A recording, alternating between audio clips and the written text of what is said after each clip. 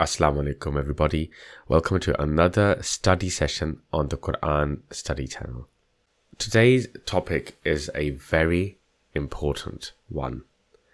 This is about what it means to be a believer, what it means to have imaan, what it means to be a mu'min.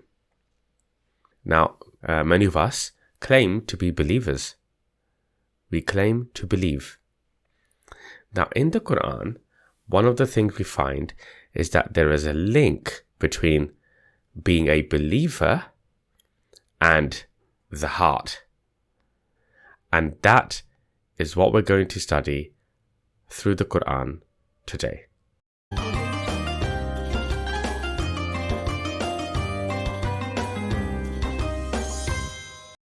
Okay, so before we get going, as usual, please do hit the like button and subscribe to our channel because that helps us to spread the message much wider. Thank you. Okay, so now I mentioned that there is a link between the heart and being a believer. So if you claim to be a believer, this is really important for you to understand. If you want to be a believer, this is very important for you to understand. Have a look at these two verses, which provides the link. In chapter 49, verses 14 and 15, number 14, Allah says, "Say the Bedouins," so these are the Arab nomads at the time that the Qur'an was being revealed, "Say the Bedouins, we believe, amanna." So these are people who are saying, we are believers, we believe. Okay, but look what Allah says. He says, say not you believe, but say we have submitted. So Allah is saying here, let's just pause. Allah is saying here, don't say yet that you are believers. At this point in time, just state that you have submitted. Aslamna, qulu aslamna. And this is the important bit. And has not yet entered the iman, the belief, in your hearts. وَلَمَّا يَدْخُلِ الْإِيمَانُ فِي قُلُوبِكُمْ. Not yet entered iman fi qulubikum, in your hearts. So can you see the link being provided here, that you are only a believer, you only have iman if that iman has entered your heart. That's the link. Now, today's study session is about understanding what that means. What does entering your hearts mean? And we're going to look at this word qulubikum in detail because we need to understand what this is in order to understand the entering of iman into this. Okay? And let's just quickly go over the rest of these two verses. But if you obey Allah and His Messenger, not He will deprive you of your deeds anything. Indeed, Allah is oft forgiving, most merciful. So part of this is about obeying Allah and the message. Obeying Allah and the message which came through the messenger. Number 15, only the believers, okay, here this is really important, innamal mu'minuna, the believers are only those who believe in Allah and His Messenger. Alladhina amanu billahi wa rasulihi. So first of all, they've obtained belief. It's entered their hearts. Okay? Belief in Allah and His Messenger, whereby this means the message which was revealed through the messenger. Then, not doubt. So any doubt has been removed. And strive. So now they act. Strive with their possessions and their lives in the way of Allah. So they are acting with all of their possessions, which means not just their wealth, but including, yes, all material items, but also their knowledge and their time and their energy. They are spending that in the way of Allah. Those are the truthful. So those are the people who are truthful when they say, we have iman. Amanna. Okay, ulaika humus sadiqun. Those are the truthful. So that's quite a lot there, but this is the basis of the reason that we need to understand the link between iman and qulubikum, your hearts. So, what does entering the heart mean? So before we do this, we need to have a look at the word qulubikum over here, okay? Now, the root letters from which this word is derived is qaf, lam, ba. So let's just say qalb, okay, as the root word. Now, qalb, if you look at the meanings, when it is used in noun form, yes, it does mean the heart, but it also means, it can mean some other things as well. It can also mean your intellect, your intelligence. It can also mean the purest part of something, or the core of you, what makes you, what makes up your organs, your interior, your innermost being, and the essence of something. Remember, we're going to come back to all of these because we're looking at the entering of iman into this. And when this is used in verb form, it can mean to change the manner of something, to transform something, to turn something upside down. Hence, the derivation of this word used in the form Qalb, for example, which is a revolution. It could also mean to turn something over in the mind. So you have an idea and you're turning something over in the mind. You're examining it, scrutinizing it, you're investigating it, you're thinking deeply about it. You're pondering over it, you're deliberating over it. To dig into something, to return something to its original place, to restore it. And also, lastly here, how one employs oneself with free will, how one acts and manages their affairs. Now, in the Qur'an, this root word, qalb, is used in the verb form in many parts of the Qur'an. And it takes the meaning of a number of these verb meanings. But we're not going through that today. It's just to make the point that there are many potential meanings of the words which are derived from this root word, qalb. Okay, so now, as we have always said before, when the Qur'an uses a word, it defines and describes its meaning itself. You just have to search for it. But Allah, as the teacher for us of the Qur'an, describes and defines the meanings himself in the Qur'an itself. So, what is the definition of qulubikum, of this word qalb, in the Qur'an? Well, have a look at this. Chapter 7, verse 179. Allah says, "And certainly we have created for hell many of the jinn and the ins." Now, we're not going to go through today the meaning of the words jinn and ins, but the point is that many of Allah's creations, many of the beings created by Allah, are hellbound. Okay? We have created for hell many of the jinn and the ins. For them, qulubun, not they understand with them. Lahum qulubun la yafqahuna biha. Here's the word qulubun. And Allah is saying that they're not understanding with the qulubun. Okay, and for them eyes not to see with them, and for them ears not to hear with them. So they're not using their senses, they're not using what Allah has blessed them with. So they're not using their ears to hear, they're not using their eyes to see, and they're not using their qulubun to understand.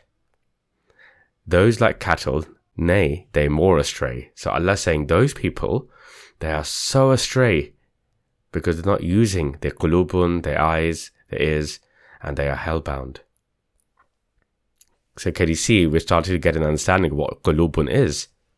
It's to understand with. This word here, yafqahuna, it means to learn and to understand something deeply.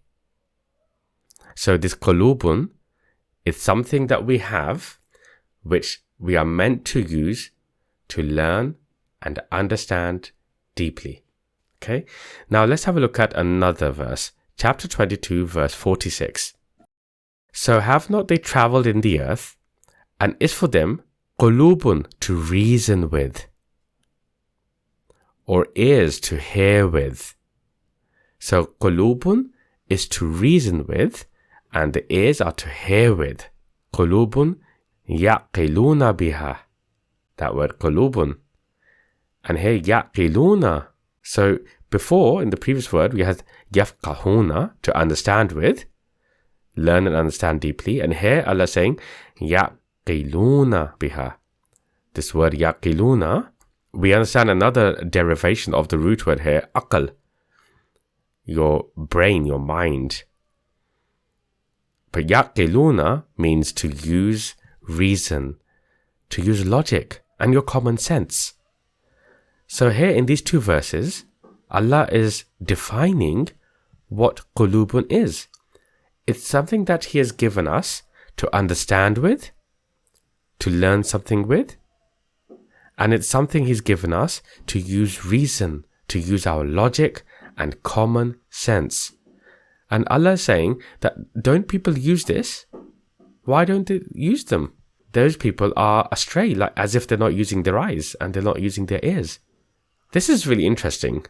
In broad terms, it means something which we understand with or use reason with. Let's go back to these definitions now. Now remember, most of the translations that we see define the word qulub or qalb in the Qur'an as heart. That's hence we were looking at the verse where Allah's talking about iman entering the heart, the very purpose of this video. But does it really mean heart? Or does it actually mean your intellect and your intelligence? Because remember, it's something which Allah has given us to understand with, to use our common sense with, to ponder over with. And indeed, if it was to be used in verb form, in the same context, perhaps it's to do with turning something over in the mind, to examine something, to investigate something, to think deeply about something, to ponder over something. Perhaps this is a better translation of that word. So here's something for us to think about. As I said, most of the translations you will see of the Qur'an will translate qulub, qulubikum as your heart. But I wonder whether in fact the true definition is the mind. Because it is the mind that we use to think, to understand. Aql.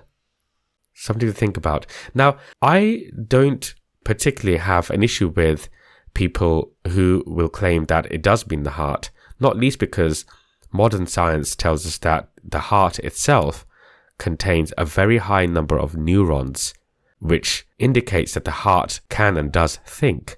So on that basis, perhaps it might mean the heart.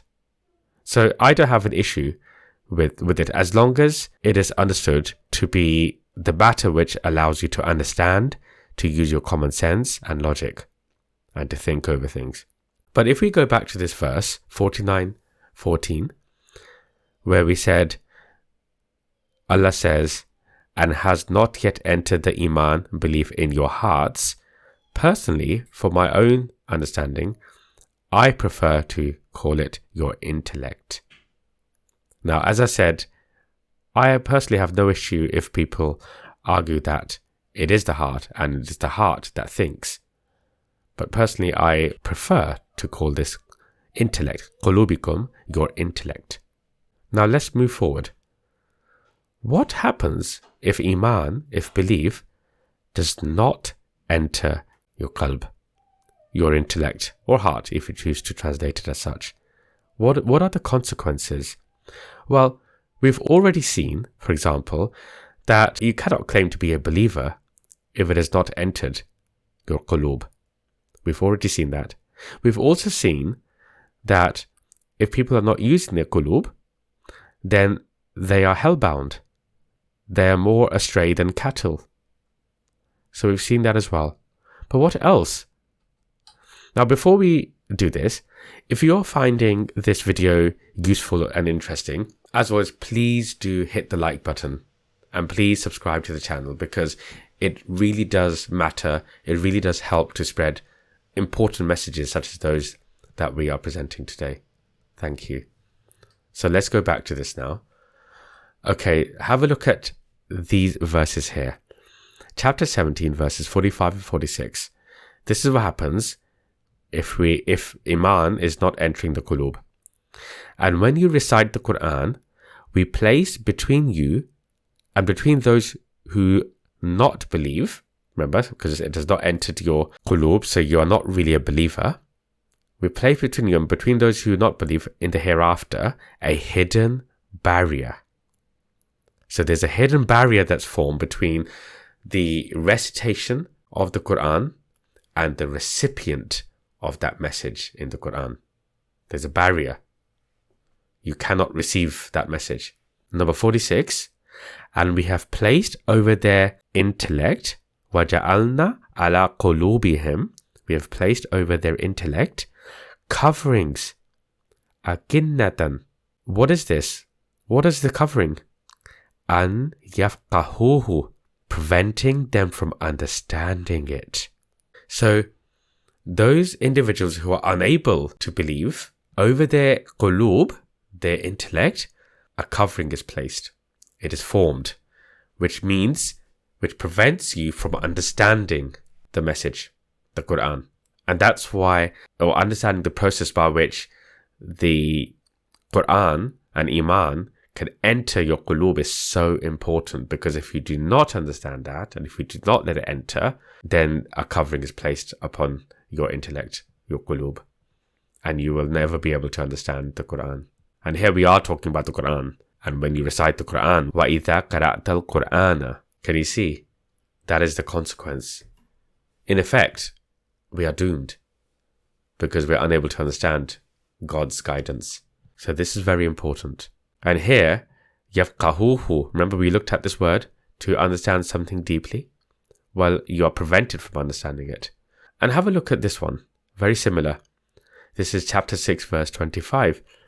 And among them, and Allah's talking about the mushrikeen here, if you look at the context of these verses, if we go further back a little bit. And among them are those who listen to you, but we have placed over their intellect coverings. وَجَعَلْنَا عَلَىٰ قُلُوبِهِمْ أَكِنَّةً. Same wording as what we just looked at in the previous verse. أَنْ يَفْقَهُوهُ, preventing them from understanding it. So this is a consequence. So this is then the question you should be asking.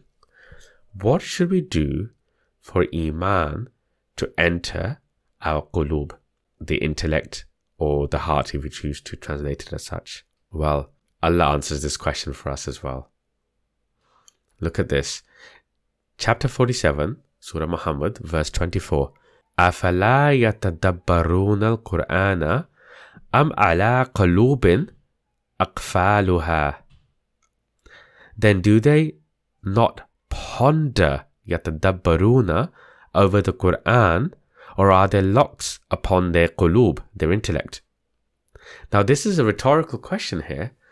Allah is saying there are no locks upon this qulub.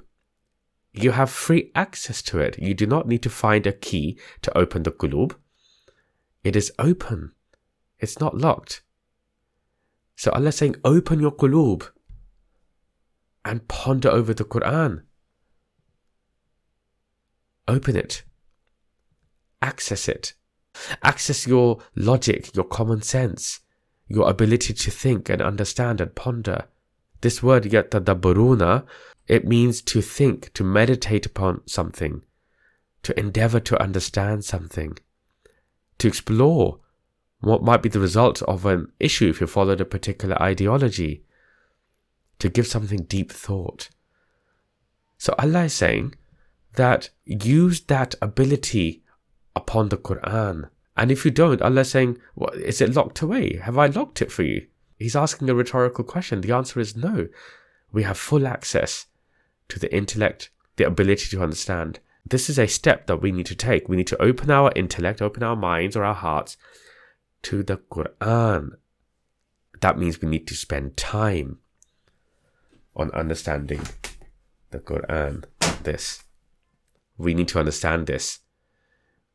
If we want to have iman enter our qulub, then we have to spend time pondering over the messages, the guidance that Allah has provided for us in the Qur'an.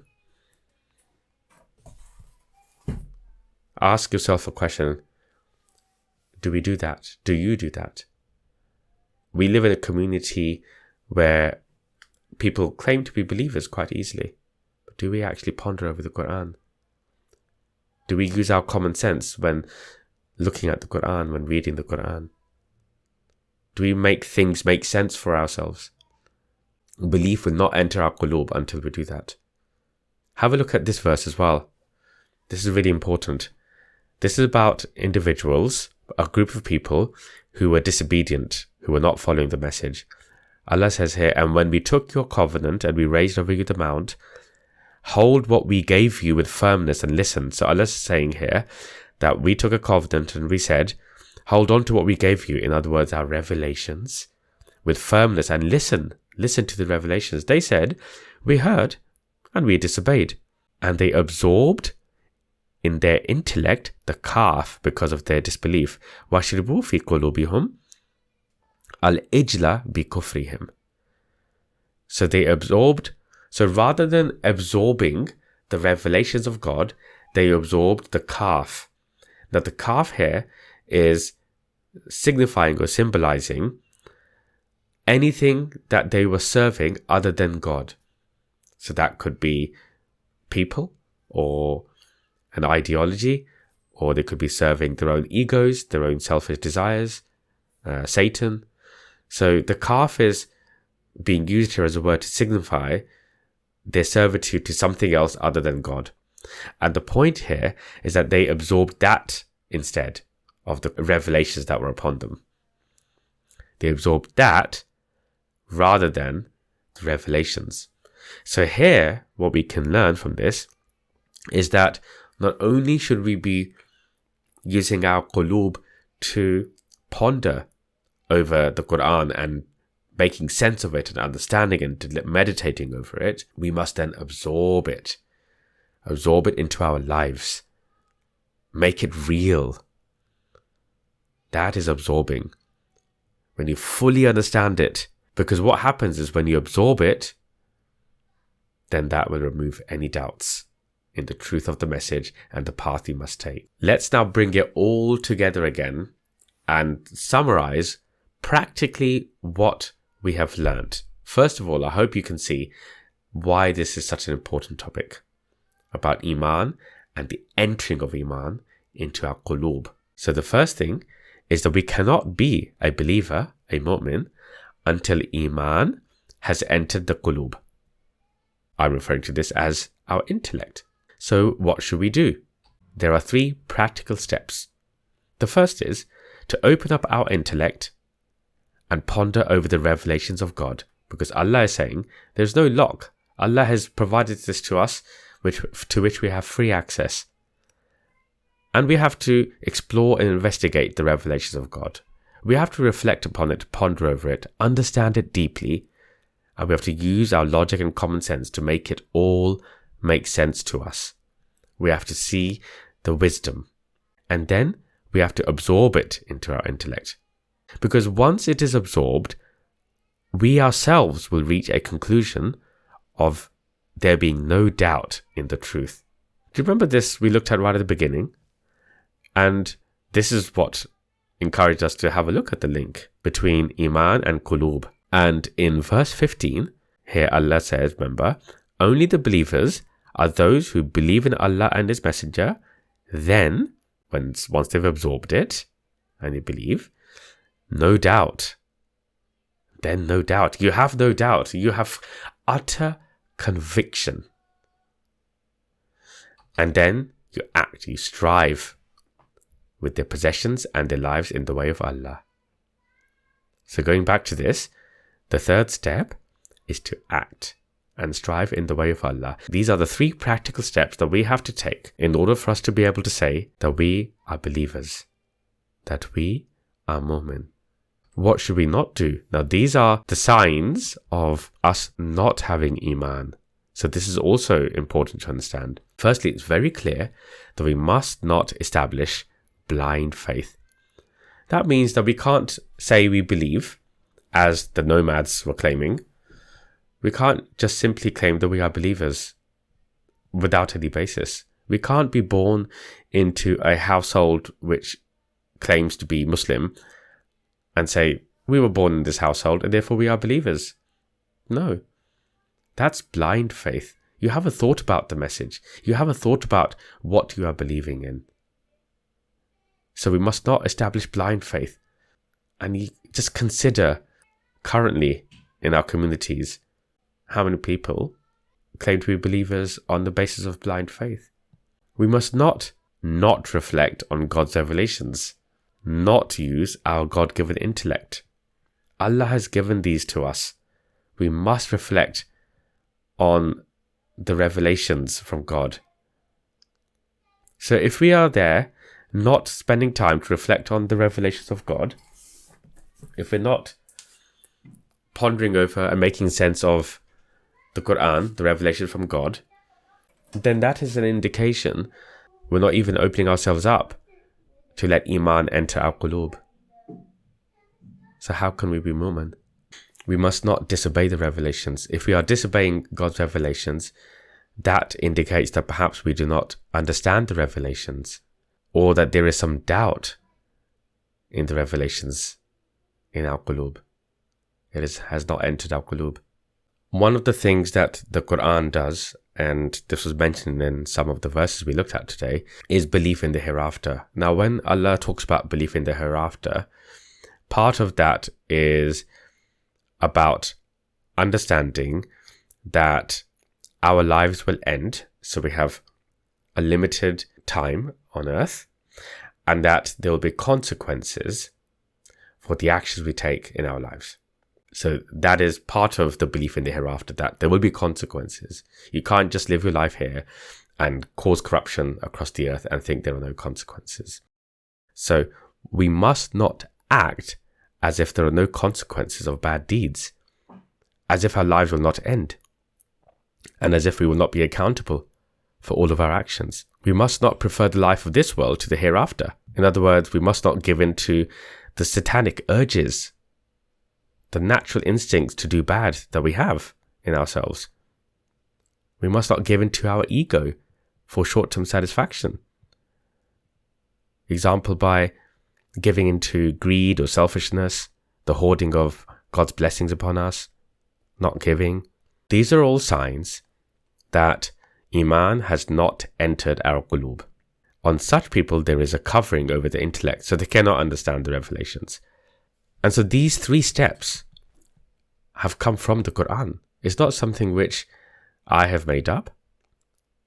This is from the Qur'an. We've looked at the verses which explain all of this to us. So the key is to ponder over God's revelations. How much time do we actually spend to understand the Qur'an? How much time do we spend to ponder over the verses, to make the guidance make sense to us, to understand the logic, to understand the hikmah? Do we access our God-given intellect to understand the revelations from our Creator?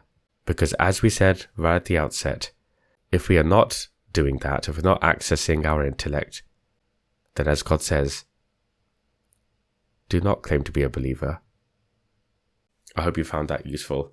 If you did, please do hit the like button and subscribe to our channel, and share this video with others as well, so people can understand what being a believer requires. Until next time, Assalamu alaikum. أفلا يتدبرون القرآن